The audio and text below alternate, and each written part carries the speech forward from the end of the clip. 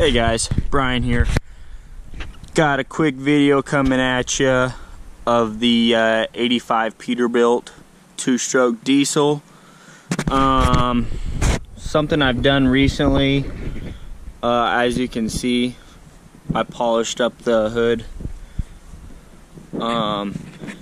There's a small crack right there. Well, it's not a crack, it's totally broken. It's aluminum. I'll weld that up. I'll show you guys how I did that, how I'll do that. The other thing I did so far was I greased all the fittings with my Zerk gun. I took a lot of grease. As you can see, I took some Armor All to the interior of this thing. It's still far from even close, guys. It's still far from even close. I cleaned up the gauges. You can see those are all shiny now. So my grandpa and I tested these batteries. What you do is these little negative caps, they come out, and my grandpa had a tester where you squeeze the bulb and it sucks in the battery acid, and then there's a little thing that tells you how good the battery is or if it's even worth saving or not. And this is the only good battery. All of those three are dead. See where that hose clamp is? Well, it looks like what they did is they put another hose over the hose and then used 2 clamps. But yeah, that's a poor fix. It's not working. It's still leaking everywhere. I greased everything. Just everything. Greased the doors. And what I did for those is I have this bucket of grease and a paintbrush, and I just went to town on it. Because I mean, it's not going to be seeing any dirt, and I don't want anything getting rusty.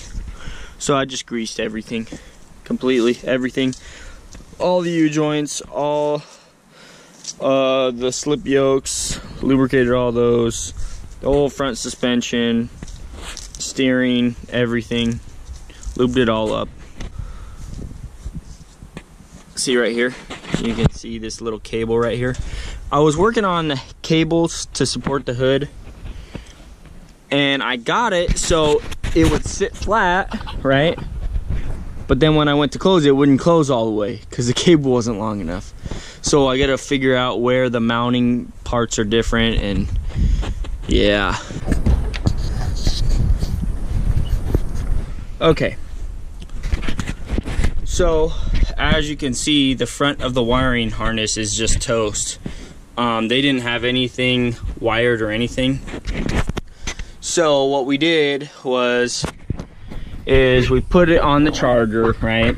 And then we are flipping switches, and we used a little light tester. I'll show you guys in a different video how we did it all. But we figured out where all the lights are, and then we figured out which lights go where, and we put all these male adapters that just plug right into there. But we got a slight problem. When the hood is down, the wires don't reach. So we're gonna have to come up with something there. And I'm thinking we may just replace this whole front wiring harness altogether, because if you take a closer look at the wires, I mean, look, that one's pinched. That one is wore through all the way. You can see the copper wire there. I mean, this thing is just, it's been beat to heck. So, and when I was cutting these and stripping them, the wires were green, so they were all corroded on the inside. So who knows how much longer those wires are gonna last before they completely corrode all the way through. So we may end up doing a whole new wiring harness on the front of it. I called a collision center, talked to him. He said it's gonna be probably under $8,000 to get it fixed. Basically, I don't know if you guys can tell, but it's bent up right there, and then it's also cracked right there. on the frame. The top part of the frame is cracked. And then the drop axle frame itself also, you guys probably aren't going to be able to see this. I won't even show you, but the drop axle housing, where that big chunk of 4x4 or 5x5 comes up, is cracked on both sides too. But that's easy stuff. I can repair that myself. But the frame is the thing that I'm not even going to touch that. I'm going to have expert do that. And I was talking to him, he said it's probably about $5,000. So that's a crap ton of money, guys. I mean, he said under 8,000, so that's a lot of money. That's a lot of dough. But on the upside is, I was talking to one of my buddies. He pretty much said, because we got into this thing so cheap, like we only paid $8,000 for it, guys. Because we got into it so cheap, we should be able to get our money out of it, is what he was saying. You know, we only paid $8,000 for it. If I do all the work myself, then, you know, we'll be able to get it up and running, and we'll have zero overhead, basically. You know what I mean? We won't have a truck payment. We won't have a rent bill to, you know, park the truck somewhere. Because I got 1.5 acres here, and I got 10 acres in Shelton, so there's that. I also, the main thing that I'm really confident about is I don't really know what I'm doing, but I have a lot of good mentors. People that are in the industry that are doing well and they're successful and they're willing to help me out. And I just went to them humbly, you know, say, hey, you know, I'm just starting out here. I got a dump truck. I'm trying to start a business. I'm trying to get it going, you know. And they are very willing to help me out. And that right there is what is, you know, getting me pumped for this. And it's going to be a long journey, guys, before we even get the business started. Like, I mean, because we're going to pay cash for everything, right? And I'm working full-time doing hauling fuel. So it's not like we're going to jumpstart the business tomorrow. It's not going to happen that fast, guys. It's like a process of 5 years, 5 to 8 years. That's our game plan. So over these 5 to 8 years, stay tuned, and you guys will see this thing grow. You'll see all the repairs I'm doing on it. You'll see everything. I mean, I'm not going to leave anything in the dark. I'll show you how much I'm paying for tags, how I did the paperwork to get the numbers, the DOT numbers. You know, every single little thing is going to be videoed. You guys are going to see the nitty-gritty. You're going to see everything. So stay tuned, comment, pound that like button, pound that subscribe button. And thank you guys for watching. If I didn't have you guys backing me up, you know, yeah, you know, it'd be even more tough. You guys give me motivation to keep, you know, keep doing things, because I look at this thing and I'm like, man, it needs so much. Is it even possible? You know, I get depressed, you know. But the main thing is taking it one day at a time, guys. Taking it one day at a time. I want to show you right now one of the fixes I did. I got the kill switch right here. I'm not going to show you guys how it operates per se, because I don't want anybody stealing my dump truck. But this is a kill switch, or the ignition switch.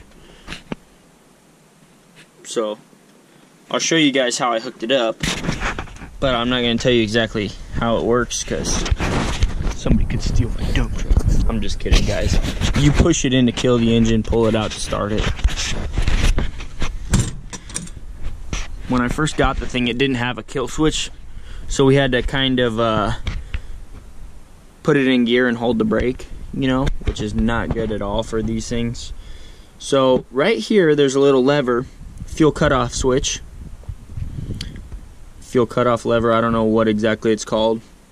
Anyways, it was facing this way right here in front of this air solenoid. Well, this is an air pressure operated solenoid, and it's seized up because it's not working, or it's not hooked up, I don't know which. So we hooked up the manual cable. I put this cable on here, bolted it into the frame, so when I push it in, it pushes this lever forward and kills the engine. From what I hear, these old two-strokes are notorious for runaways, so you need to have a manual shut-off thing. So yeah, that was pretty easy one of the things to do. And then I got this idler cable. It's kind of hooked up, but it's not functional yet.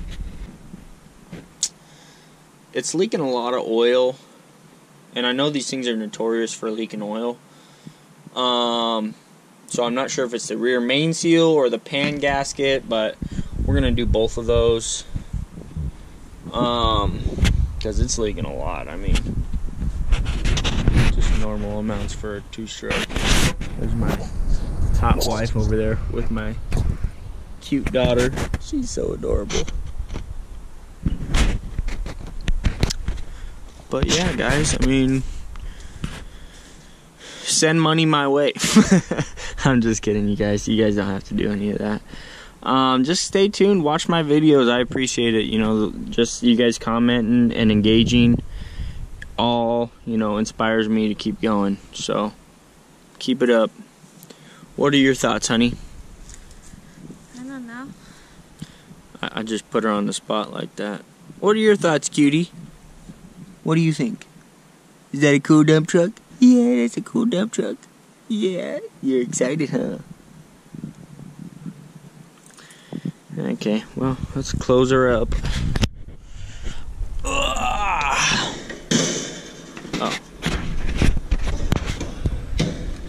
And this thing is heavy. Lifts me up, see that? I'm off the ground, guys. So, stay tuned, pound that like button, pound the subscribe button, comment. Oh, check that out. I just now noticed this. This used to be truck 88. You see the numbers right there? Maybe that's what we'll name it. 88. What do you think, honey? Or are we going to name it number 1 since it's our first truck in the fleet? What do you think? Number 1. Number 1? No, number 1. We're number 1. That's right. That's what I like to hear. We're number 1, guys. That's truck 1. Every single truck after that's going to have another number. Number 1, number 2, number 3.